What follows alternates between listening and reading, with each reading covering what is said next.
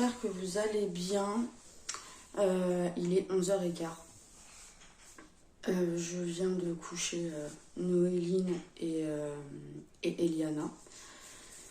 Parce qu'elles étaient fatiguées toutes les deux, donc elles vont se reposer. Léana est devant la télé avec Kenzo et elle joue dans le salon. Moi je vous avoue que je suis pas au top moralement là.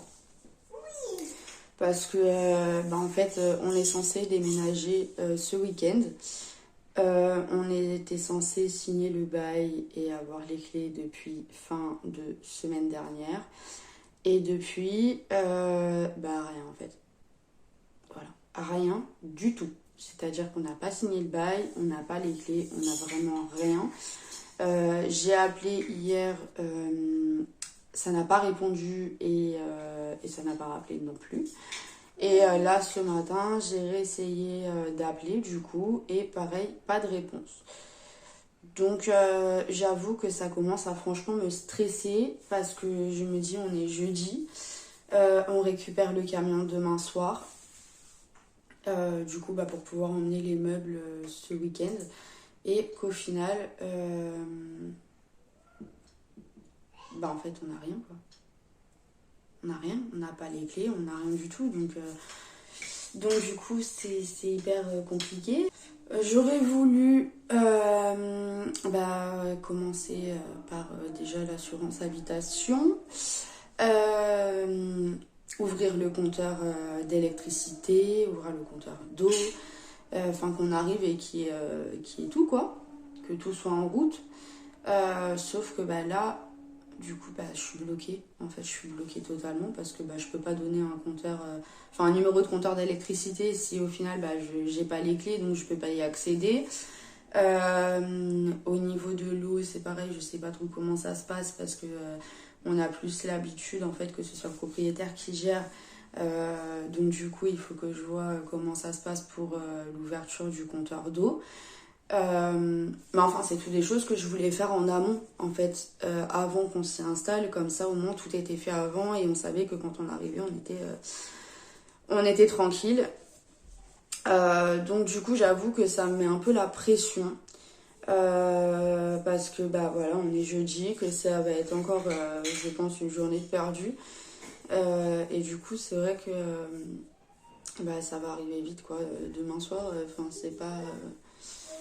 c'est pas dans 15 jours quoi.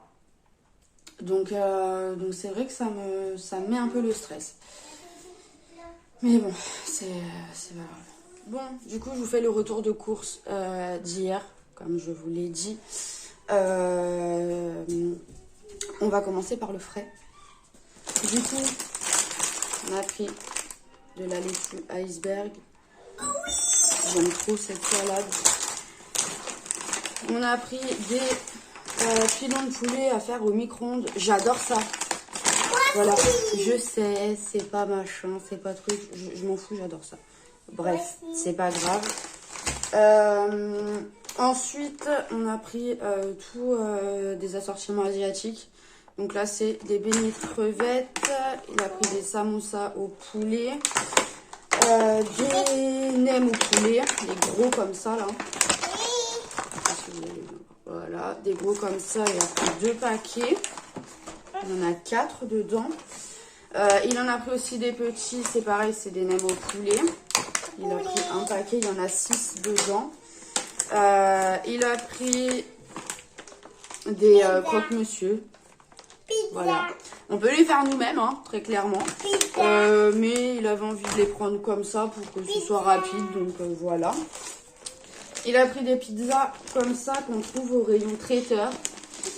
Elles sont pas données. Mais elles sont très très bonnes. Vraiment. Après c'est pareil, hein, au niveau du Nutri-Score, on n'est pas franchement au top du top, mais c'est vrai qu'elles sont très bonnes. Donc voilà, après ça reste des pizzas. Voilà. J'avoue que là, niveau Nutri-Score, on est franchement pas au top du tout. Hein. Ah, oui. Parce que même les croque-monsieur, la Erta, voilà. On n'est pas vraiment au top. Mais bon, c'est pas grave. Tiens, même mes poulets, ils sont mieux notés. Donc voilà, déjà, ça, c'est juste pour le frais parce que du coup, on prend pas énormément de choses. Vu qu'on est censé déménager, on va pas blinder le frigo, on le blindera après. Donc voilà, donc là, c'était pour le frais et je vous montre du coup le sec. Et donc, au niveau du sec, vous allez rigoler. Vous allez rigoler, vraiment. Donc, il a pris de l'eau de Prince comme ça pour le goûter. Et après, il a pris que des conneries. On va se le dire, il a pris que des conneries. Des Maltesers. Des M&M's. Des sneakers, du coup, qui ont déjà été entamés hier soir. Voilà. Et des Twix qui ont aussi déjà été entamés hier soir, comme vous pouvez voir, voilà. Il y en a. Voilà pour le sec. Du coup, c'est pareil, on prend pas grand chose. On va pas blinder les placards, ça ne sert à rien. Après, je suis pas adepte non plus des boîtes de conserve. Donc, j'avoue que en général, c'est beaucoup de produits frais et très peu de produits secs. Donc là, niveau produits secs, c'est vrai qu'il n'y a vraiment pas grand chose qu'on a pris hier. Après, si, il a quand même repris des boissons, de l'Oasis, du coca, du lait. Vu qu'il nous reste encore 2 packs d'eau, voilà, ça suffit. On a repris aussi quoi? Les lingettes. Oui, des lingettes pour bébé. Enfin, pour bébé. Pour Léana et Noéline. Et des cotons et du lait de toilette pour bébé et Léana.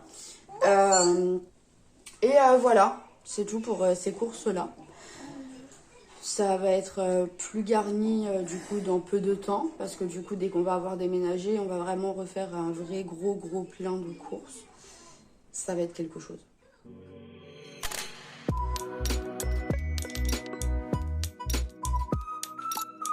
Bon, j'ai réussi à avoir la compagne du coup du propriétaire de la future maison.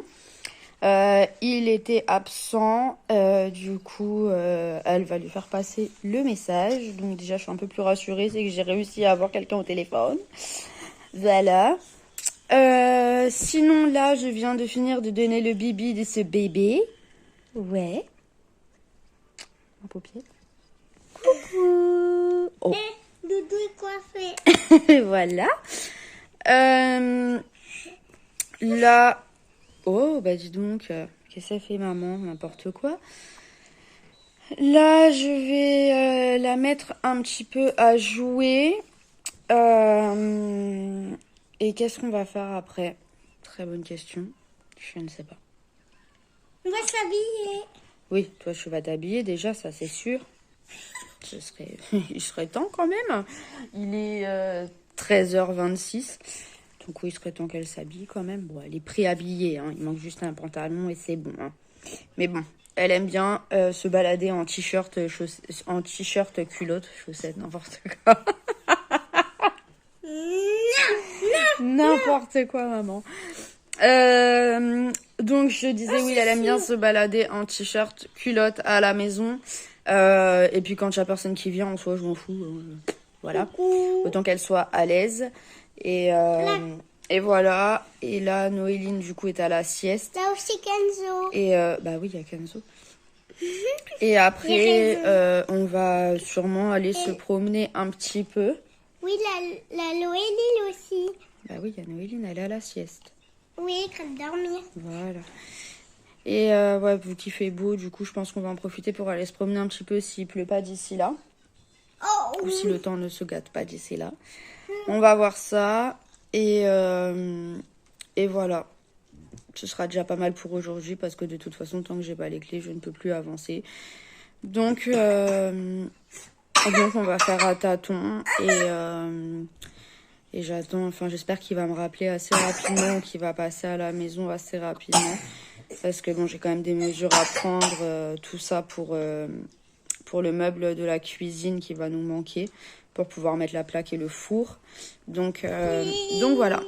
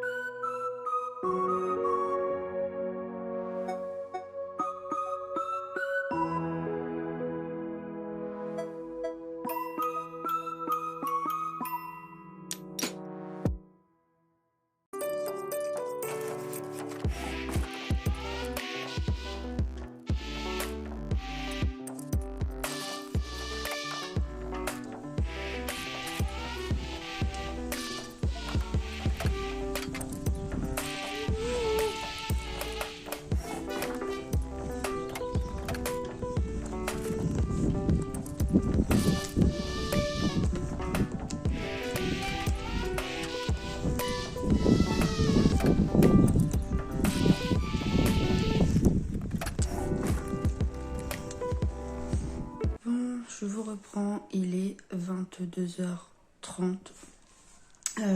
Les 3 filles font dodo. Dorian aussi. Voilà. Kenzo est avec moi au salon. On regarde la télé et je crois qu'il joue sur son téléphone. Voilà. C'est les vacances, il en profite, c'est les derniers jours. Et après, ça va être de nouveau le téléphone coupé à 21h. Donc là, je lui laisse profiter un peu. Il joue avec mon frère parce que je viens d'entendre le téléphone sonner. Donc c'est qu'il est avec mon frère. Je voulais vous dire, j'ai vu le propriétaire de normalement la future maison qui m'a dit ne t'inquiète pas, je vous oublie pas, je vais passer. Voilà, mais je ne sais pas quand. Donc pour le moment, je suis toujours un peu dans le même problème en fait, c'est que je sais pas du tout quand il va venir. Est-ce que Dorian rentre quand même avec le camion demain soir ou pas? Parce que si il vient pas avant ce week-end, ça sert un peu à rien qu'il me ramène le camion à la maison demain. Autant qu'il rentre avec la voiture et voilà. Donc je suis toujours dans le même état d'esprit où je suis totalement perdue. Voilà, et ça c'est le genre de situation que j'aime pas du tout parce que j'ai beaucoup de mal à gérer cette sensation de je sais pas où je vais, j'aime pas. J'ai besoin de gérer quand même ce genre de choses parce que là ça met une pression et j'aime pas ça du tout. Voilà, je ne gère pas bien du tout la pression en fait, tout simplement. Mais bon, c'est pas grave. Du coup, je regarde quand même les annonces de vente immobilière parce que on ne met pas de côté notre projet d'achat de maison. Et là, comme j'ai dit à Dorian, j'ai dit au pire des cas, franchement, à un moment donné, voilà, pour plus se retrouver dans ce genre de situation, autant qu'on achète une maison, même si c'est pas quelque chose qui nous correspond à 100%, quitte à devoir faire 2-3 travaux de remise au goût du jour. Quand je dis 2-3 travaux, c'est pas des gros travaux, quoi. C'est s'il faut, entre guillemets, remettre au goût du jour la cuisine, les meubles de cuisine. S'il faut remettre au goût du jour au niveau des murs, refaire les peintures, etc. On va dire que ça reste des travaux qui sont hyper gérables et des choses qui ne me font pas peur. Après, voilà, je veux pas qu'il y ait tout ce qui est plomberie, électricité, etc. Là, ce serait se lancer dans des travaux qui seraient beaucoup trop gros pour nous. Et voilà, mais bon, si ça s'arrête juste à de la peinture ou à refaire, par exemple, à faire des revêtements de sol, ça reste des travaux qui sont assez gérables et entre guillemets qu'on peut faire en vivant dans la maison. Donc voilà, je regarde les annonces. Comme ça, si on tombe sur quelque chose qui nous correspond, au minimum quand même, parce que on va pas non plus aller acheter quelque chose qui nous correspond pas du tout. Que ça nous corresponde pas à 100%, ok, mais que ça nous corresponde pas du tout, c'est pas possible. Voilà, il faut quand même qu'on ait une assez grande maison pour accueillir toute la famille et qu'on puisse entre guillemets poser nos valises et qu'on puisse vivre sans problème, quoi. Voilà, où on peut se dire au pire on fera les peintures des chambres petit à petit, on refera les salles de chaque pièce petit à petit, etc. Voilà, mais bon, il nous faut quand même une grande maison, il nous faut quand même si c'est un tout petit extérieur, il nous faut quand même un petit extérieur et il nous faut à tout prix un garage parce que on a la moto et que la moto elle est absolument hors de question qu'elle dorme dehors Et c'est vrai que dans l'idéal, il faudrait... ce serait bien qu'on ait une cour devant pour pouvoir rentrer au moins l'audi. Parce que c'est vrai que l'audi, on en prend énormément soin et qu'on y fait vraiment très attention. Donc j'ai pas envie qu'elle ait des coups de portière, des trucs comme ça. Oui, c'est que du matériel, on est d'accord. La Clio, si elle se prend un coup de portière de plus en soi, ça me fera chier, mais pas autant que si c'est l'audi. Si c'est l'audi qui a des coups de portière, des trucs et tout ça, et qui finit par être dégueulasse, ça va me faire chier parce que bon voilà, ça fait des années qu'on fait super attention à ce qu'elle reste clean. C'est pas pour se dire ah bah c'est bon, on s'en fout. Non, non. C'est la seule voiture qu'on a de vraiment fiable. Donc il faut qu'elle tienne la route sur tous les points. J'ai pas envie de devoir refaire entre guillemets de la peinture et tout ça. Voilà. On tient à ce qu'elle reste propre, on y tient. C'est vrai qu'on a mis beaucoup d'argent dedans pour l'acheter. Parce que voilà, c'est quand même, ça reste une somme. La Clio, la somme est moins importante, mais ça reste une somme quand même. Mais bon, c'est une petite voiture qui sert un peu à tout et que j'ai pas payé cher. Voilà, on va pas se mentir, j'ai pas payé cher. C'est ma première voiture que j'ai toujours gardée depuis que j'ai mon permis. Et qui était déjà cabossée parce que du coup, forcément, première voiture, je me suis dit, je vais pas acheter un truc de fou. Et au final, bah, elle est toujours là. Voilà, elle est toujours là et je vais avoir, que je vous dise pas de bêtises, cette année, oh je sais plus compter, mon dieu, 2017, 2018, 2019, 2020, 2021, 2022, 2023, oui 7 ans. 7 ans de permis et ça fait un peu plus de 6 ans que j'ai acheté la voiture. Voilà. Donc voilà, que la Clio elle dorme dehors, c'est pas grave. Que l'audi dorme dehors, ça l'est un peu plus déjà, à notre goût. Donc je verrai si je tombe sur quelque part une pépite dans notre budget, parce qu'après bon c'est vrai que maintenant... maintenant, en ce moment pour faire des crédits c'est assez compliqué. Les taux ne sont pas très bas. Et les banques prêtent de moins en moins. Donc c'est vrai que c'est un peu compliqué. Mais bon, je me dis que l'immobilier, ça bouge toujours. Donc même si on achète une maison aujourd'hui, entre guillemets, qu'on va forcément remettre à un goût plus actuel, etc. Je me dis que si on la revend dans 5 ou 10 ans, elle aura pris de la valeur et voilà. Donc on va avoir pour ce projet-là, parce que même si on loue la maison, donc la maison qu'on est censé louer, comme je vous ai dit, la personne elle a un certain âge et donc on sait très bien qu'à un moment donné on va être confronté à la succession, soit de son vivant, ce que je lui souhaite de tout cœur, pour ensuite voilà, qu'il prépare quand même pour quand il ne sera plus là, le plus tard possible, je l'espère pour lui vraiment, ou quand il sera plus là avec ses successeurs et en gros à ce qu'on en a discuté au niveau de la succession, ils ne souhaitent pas garder les biens du tout, ils veulent tout vendre. Donc bon, c'est vrai que je sais pas si on aura les moyens d'ici là de racheter cette maison et que j'ai pas envie de me retrouver encore une fois dans cette situation où l'ancien logement on l'a quitté parce que il y avait des nouveaux voisins qui sont arrivés qui nous ont clairement pourri la vie, donc on a dû partir rapidement parce que c'était clairement invivable.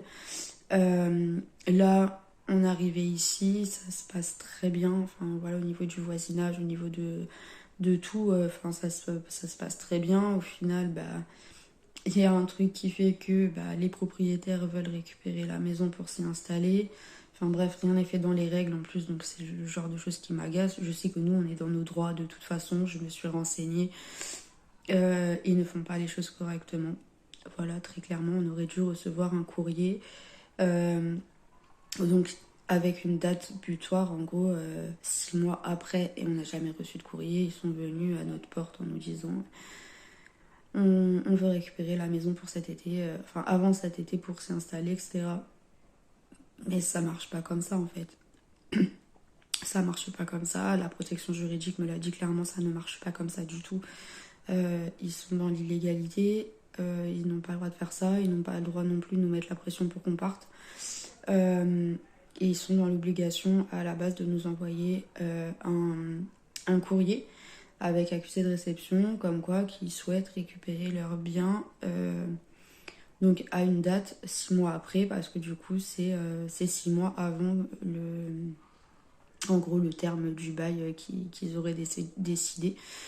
Donc voilà, c'est un peu compliqué. C'est vrai que moi ça me met ça me fout la haine très clairement, parce que c'était pas du tout prévu que ça se passe comme ça, et que là ça nous met au pied du mur, et ça reste compliqué pour moi, parce que j'aime pas le conflit du tout. Au plus je peux éviter les conflits, au mieux c'est, et du coup c'est vrai que ça me pèse beaucoup, voilà. Donc de me retrouver dans des situations conflictuelles, j'ai envie que ça s'arrête, et je me dis que si on achète, et on sera chez nous, on sait qu'il n'y a personne entre guillemets qui va nous mettre une épée de Damoclès au-dessus de la tête en me disant à telle date à telle date il faut que vous soyez partis. Non, pas du tout en fait. Voilà, ce serait des choses qui n'arriveraient pas, parce qu'on serait chez nous, et voilà. Et en plus de ça, on va pas se mentir, hein, on va être totalement transparent, on payerait moins cher de crédit que ce qu'on paye de loyer.